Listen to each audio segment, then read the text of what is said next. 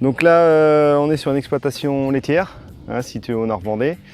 C'est un GAEC à 3 associés, donc je suis avec ma femme et mon frère, donc en production uniquement laitière. On a à peu près 90 vaches en production. On est sur une exploitation qui fait 170 hectares. On a une quarantaine d'hectares où on pratique le pâturage tournant dynamique sur cette partie-là. Donc les motivations du groupe 30 000, l'objectif c'était réduction de l'usage de phyto, aussi bien, cette volonté aussi bien personnelle en termes d'usage que réglementaire, enfin, pas forcément réglementaire, mais on sent bien que la mouvance actuelle elle va plutôt dans ce sens-là que dans l'autre. Donc c'est un peu dans les deux raisons m'ont fait rentrer dans ce groupe-là, quoi. Donc avec l'objectif de réduire la part de phyto sur les cultures.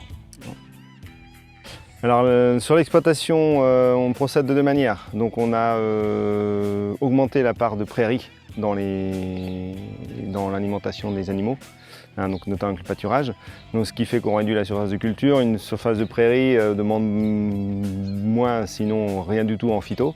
Donc forcément la réduction se fait globalement sur l'exploitation. Et autrement, au niveau culture, l'objectif c'est de pratiquer des couverts, on va dire semi-permanents. Donc en fait l'objectif là c'est de mettre en place des couverts de métail, donc des mélanges de seigle, vesse, trèfle, incarnat, des choses comme ça, peut-être du pois fourragé, dans un trèfle violet. Donc l'idée c'est d'implanter tout en même temps, de manière à ce qu'on fasse une première récolte en métail, en silage, et qu'on laisse la place ensuite au trèfle violet.